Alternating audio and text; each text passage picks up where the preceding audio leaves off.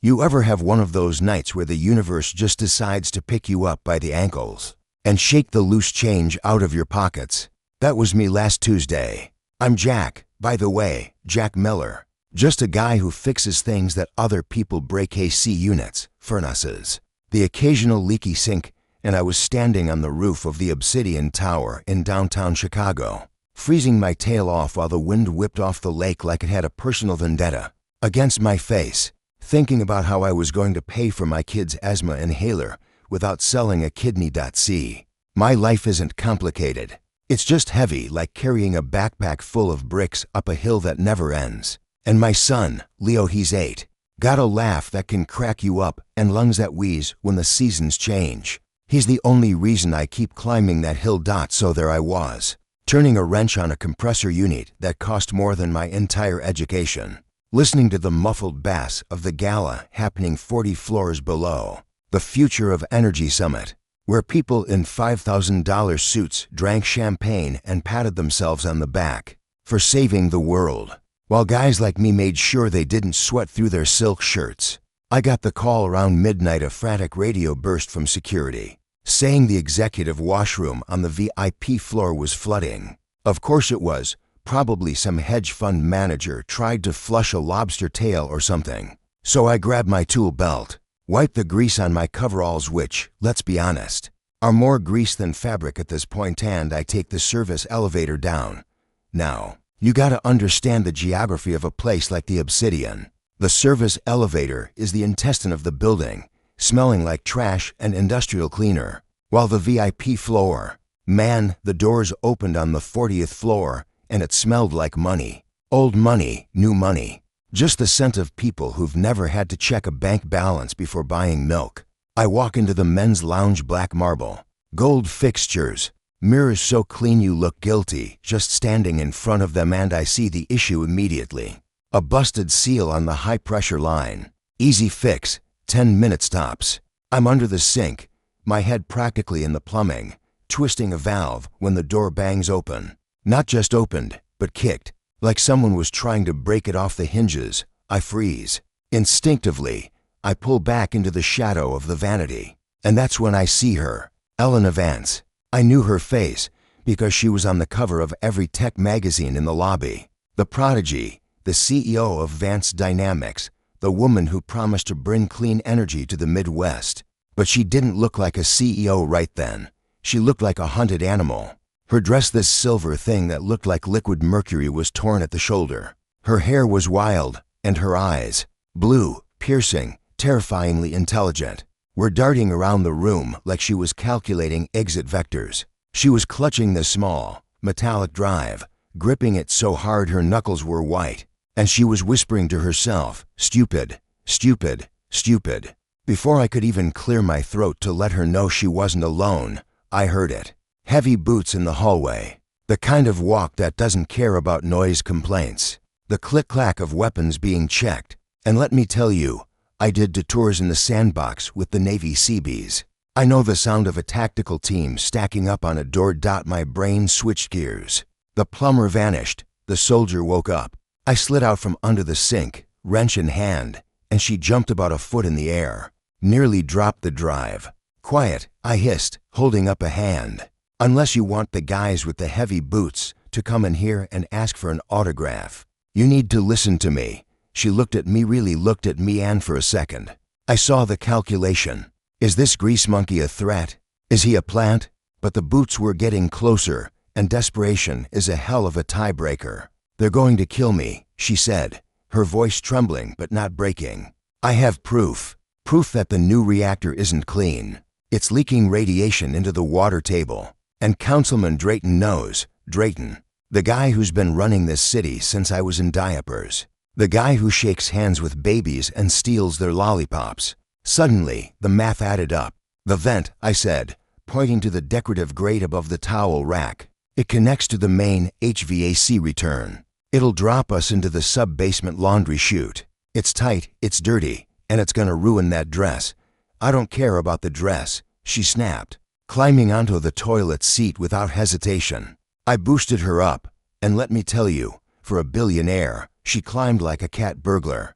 I followed her up, pulling the grate back into place just as the door exploded inward. I peered through the slats. 3 guys, tactical gear, no insignias, pure private military. The leader, a guy with a scar running through his eyebrow and a suit that cost more than my truck, scanned the room. "Clear," he said into his comms, his voice like gravel in a blender. "She didn't leave the floor. Lock it down. Find her, peel the drive off her, and then throw her off the balcony. Make it look like a suicide." The stress of the merger got to her. My blood ran cold. Suicide. Just like that. Snuff out a life, write a narrative, and go home to dinner. I looked at Elena in the dark, cramp vent. She was shaking, tears streaming silently down her face, but she wasn't sobbing. She was furious. That's the difference, folks. Fear paralyzes you, but anger is a fuel source. And she was burning hot. "Move," I whispered, tapping her shoulder. We crawled through the ducts. It was a nightmare of dust, cobwebs, and the humming vibration of the massive fans. My knees were scraping against the sheet metal. "Who are you?" she asked, her voice echoing slightly in the tin tunnel. "Jack," I grunted. "I fixed the AC." "You move well for an AC guy, Jack," she said. "I used to build airstrips under fire," I replied. "Plumbing is quieter." We dropped out in the laundry room, landing in a pile of hotel linens that smelled like lavender and bleach. She rolled out, pulled a stray piece of lint from her hair, and looked at me. "Why are you helping me, Jack? You could have stayed under the sink." I thought about Leo, sitting at home with Mrs. Higgins from Furby, probably drawing superheroes in his sketchbook. I thought about the inhaler that cost $200 a pop because the air in this city is so thick you can chew it. And now I find out it's not just smog, it's poison, actual radiation. And the guys in the suits upstairs knew, because I live here, I said simply, dusting off my coveralls. "And my kid drinks the water. Come on, if we stay here, we're dead." We exited through the loading dock, into the alleyway where the dumpsters lived. It was raining now, that freezing Chicago rain that feels like needles. Elena shivered, hugging her arms. I took off my work jacket canvas, lined with flannel, stained with oil, and draped it over her shoulders. It swallowed her whole. "It's not Versace," I said, "but it's warm. It smells like work," she said, pulling it tighter. "Better than smelling like fear," I told her. We hit the streets, sticking to the shadows.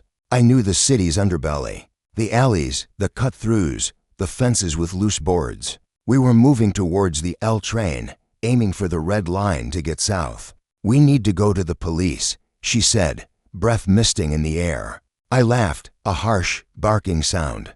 "The police. Lady, Drayton has the commissioner in his pocket. You go to the cops, you vanish in a holding cell before morning. We need to get you underground, literally." We got on the train at Grand. It was late, mostly empty. Just a few night shifters, a drunk guy sleeping in the corner, and us, the billionaire in a grease-stained jacket and the mechanic with a wrench in his pocket. The fluorescent lights flickered, making everyone look like ghosts. Elena sat next to me, her leg pressing against mine. She pulled out the drive. This is everything," she whispered. 5 years of data, falsified safety reports, bribes. They're building a ticking time bomb and selling it as the future." "Why did you keep it?" I asked. "Why not just burn it and take the payout?" She looked out the window at the dark tunnel rushing by. "Because my father started this company to help people. And because, God, Jack, I believed them at first. I thought we were saving the planet. When I found out, I tried to stop it internally. That's when the threat started. Suddenly, my phone buzzed. Unknown number. My gut tightened. Nobody calls me this late except Mrs. Higgins. Or debt collectors." I answered, "Yeah." "Jack Miller," a smooth voice said. It was the guy from the bathroom. The one with the gravel voice. "We found your toolbox. Had your name on it? Sloppy, Jack. Real sloppy." My heart hammered against my ribs. "Who is this?" "Someone who knows you live at 412 East Chestnut. Apartment 3C. Someone who knows your son, Leo, is currently drawing a picture of a robot. Red crayon, mostly." The world stopped. The sound of the train, the rattle of the tracks, it all faded into a high-pitched ringing. "If you touch him," I whispered, my voice sounding like it belonged to a stranger. "If you go near him, bring us the girl," the voice said. "And the drive. Meet us at the old shipyard in 30 minutes. Or Leo is going to have a very bad asthma attack. The kind he doesn't wake up from." The line went dead. I sat there, the phone slipping in my sweaty palm. Elena was looking at me, her eyes wide. She knew. She heard the tone of my voice. "They have him?" she asked, a horror dawn on her face. I nodded, the nausea rising in my throat. "They're at my apartment, or watching it. Mrs. Higgins, Jack," she grabbed my arm. "Give me to them. Take the drive, give it to them. Save your son." I looked at this woman. 5 minutes ago she was running for her life, terrified. Now she was offering to trade herself for a kid she'd never met. Because that's what decency looks like. It's not about suits or money. It's about what you do when the chips are down. "No," I said, standing up as the train slowed for our stop. The anger was back, cold and sharp. The soldier was fully in control now. We're not giving them anything, and we're not playing their game. I know that shipyard, and I know people. Bad people. People who owe me favors. I grabbed her hand. "You trust me? I'm wearing your jacket, aren't I?" she said, a small, grim smile touching her lips. "Good. Because we're about to do something extremely stupid. We're going to start a war." We got off the train, and I led her to a payphone. Yeah, they still exist if you know where to look. I dialed a number I hadn't called in 6 years. "Russo," I said when the line clicked. "It's Miller." "Yeah, I know I owe you." "Shut up and listen. I need the boys. And bring the heavy stuff. I've got a situation that involves Councilman Drayton and a whole lot of bad press. Yeah. Meet me at the South Lot. And Russo, bring an inhaler." I hung up and turned to Elena. "We're going to get my son, and then we're going to burn their whole kingdom down. Ready?" She took a deep breath, straightened her spine, and for the first time that night, she looked like the CEO of a billion-dollar company. "Lead the way, Jack." But things rarely go to plan. As we moved through the shadows of the industrial district, the rain turning into sleet, I saw a black SUV idling on the corner. They were tracking us, not by phone, but by the city's camera grid. Drayton had eyes everywhere. "Change of plans," I muttered, pulling her behind a rusted dumpster. "We can't meet Russo. They'll intercept us. We need to go public. Now." "How?" she asked. "The media is asleep or bought." "Not all of them," I said, looking up at the massive digital billboard overlooking the highway. The one advertising the winter festival happening right now in Centennial Park. Giant screens, live feed, thousands of people. "Can you hack that?" I pointed at the billboard.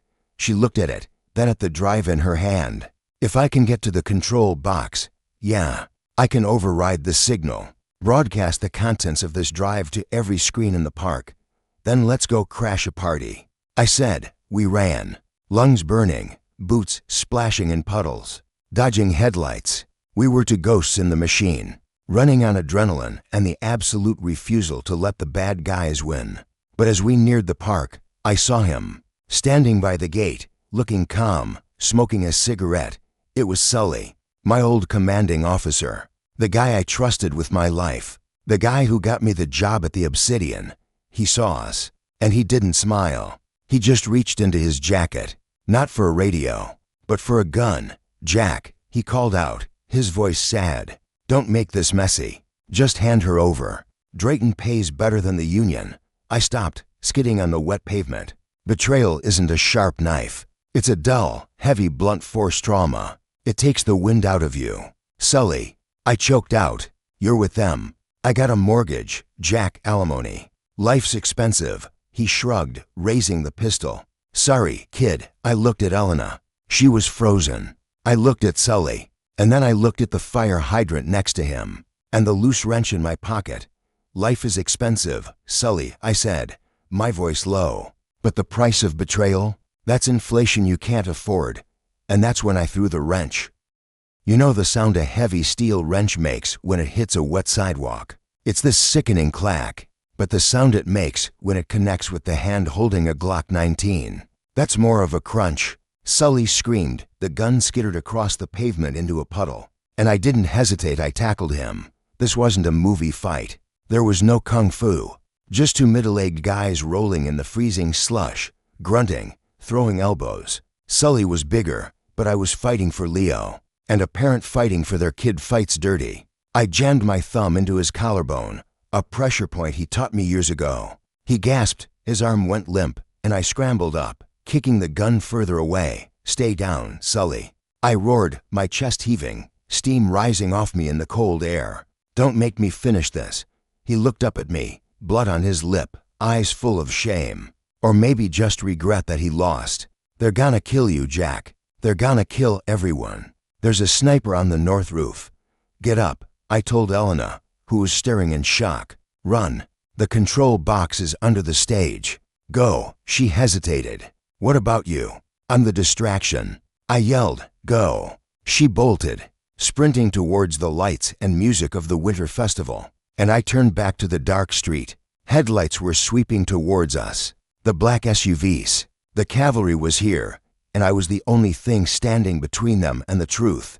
I grabbed Sully's radio from his belt. Hey, I said into it. This is Jack Miller. Yeah, the Hvoc guy. Just wanted to let you know, your heating bill is about to go through the roof. I ran the opposite way, towards the unfinished construction site of the new library, leading them away from Elena. Bullets started chipping the brickwork around me. PFFFT crack, PFFFT crack, suppressors. They wanted this quiet. Well, too bad. I kicked open the gate to the construction site and started climbing the scaffolding. I needed eyes on the park. I needed to see if she made it. I scrambled up 3 stories, wind howling, metal freezing my hands. Below me, the SUV screeched to a halt. Tactical teams poured out, flashlights cutting through the sleet. He's up there. Someone shouted. I crouched on the platform, looking out towards the park. It was a sea of people, thousands of them, bundled in coats, drinking hot cocoa, watching a local band play on the giant screens. Huge, high-definition jumbotrons. And then I saw her, a tiny figure in a grease-stained jacket, slipping under the stage skirt. Come on, Elena, I whispered. Work your magic. A bullet pinged off the metal bar next to my head. I ducked. They were coming up. I looked around for a weapon, a bag of cement, a loose pipe, anything. I grabbed a bucket of bolts and waited by the ladder. Come get some, I yelled, channeling every ounce of rage I had left. And then, the music stopped. The band faltered. The crowd murmured. The giant screens flickered, static, blue screen. And then, audio. Crystal clear audio booming over the massive concert speakers. The radiation levels are within acceptable loss limits, councilman. If a few hundred people in the low-income districts get sick, that's the cost of progress. It was Drayton's voice, unmistakable, arrogant, dismissive. The crowd went silent. 10,000 people, silent. As the screen shifted to documents, emails, blueprints showing the leak trajectories, internal memos approving the use of substandard shielding to save money. And then, a video. A shaky cell phone video of Drayton laughing about paying off the safety inspectors. I watched from the scaffolding as the realization hit the crowd. Confusion turned to shock. Shock turned to anger. Real, visceral anger. People started pointing at the screens, holding up their phones to record. The live stream was hitting the internet. Facebook, Twitter, TikTok. It was viral before it even finished playing. The tactical team on the ladder stopped. They looked at the screens. They looked at each other. Their comms were going crazy. Abort. Abort mission. Exposure. Full exposure. They started retreating. Backing down the ladder. Disappearing into the shadows. Because cockroaches scatter when you turn on the lights. And brother, Elena just turned on the sun. I slumped against the cold steel beam, laughing. A hysterical, exhausted laugh. I watched as the police sirens started wailing in the distance. Real police this time. The feds. You can't bury something when 10,000 people just saw it. I climbed down. My body felt like it was made of lead. I walked towards the park, pushing through the crowd that was now chanting, screaming for justice. I found her by the stage. She was sitting on a speaker case, shivering, looking at her hands. She looked up when she saw me, and ran. She slammed into me, hugging me so hard I thought she'd crack a rib. We did it, she sobbed. We actually did it. Yeah, I patted her back, wincing. We did. Now, let's go get my kid. We found Mrs. Higgins' apartment untouched. Leo was asleep on the couch, surrounded by his drawings. When I picked him up, he smelled like crayons and innocence. I held him and I cried. Just let it go right there in the hallway. The next few weeks were a blur. Subpoenas, interviews, grand juries. Drayton was arrested on live TV, trying to board a private jet to the Caymans. The footage of him in handcuffs was my screensaver for a month. Elena's company stock tanked, then rallied as she purged the board. She became a hero, the whistleblower CEO. And me? I went back to work, fixed a boiler on 5th Street, unblocked a drain in a bakery. Life went on. Bills still came. Leo still needed his inhaler. I didn't hear from Elena, and I told myself it was for the best. She's a billionaire. I'm the guy who cleans the filters. Oil and water. We mixed for a night because the jar got shaken, but eventually we settled back into our layers. 6 months later, it's summer. Hot, humid, sticky Chicago summer. I'm on the roof of my building, fixing the swamp cooler, sweating, grease on my face, and I hear the door open behind me. I turn around, and there she is. No power suit, just jeans, a white t-shirt, and sneakers, holding a 6-pack of cheap beer and a new sketchbook. Art supplies, the expensive kind. You're hard to get past security. She smiled, walking over to the edge. The city skyline glittered behind her, clean, honest. I know the super, I grinned, wiping my hands on a rag.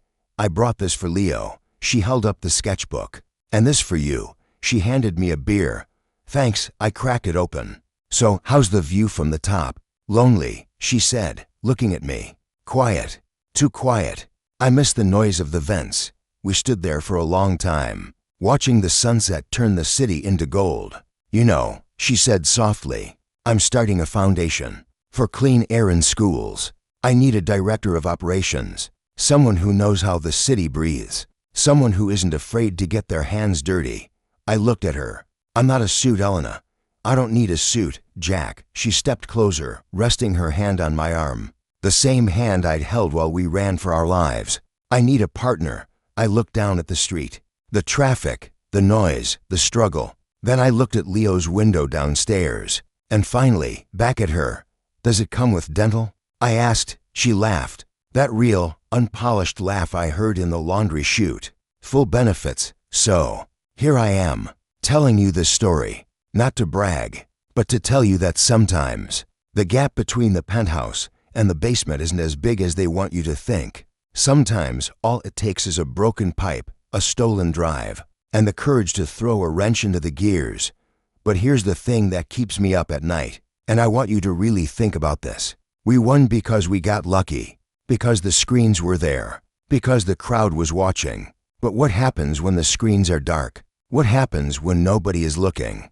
Drayton is in jail, but his friends, the investors, the people who profited from the poison, they're still out there. They're still signing checks, and they're smarter now. They know not to get caught on camera. So I ask you, if you found the drive, if you held the truth in your hands, and you knew it could cost you your job, your safety, maybe even your life, would you run? Or would you stand your ground and fight? Because the world is full of leaks, and sooner or later, someone's gotta fix them. Tell me in the comments, what's your price for silence? Or better yet, what's the one thing you'd risk it all to say? I'm Jack, and I'm just getting started.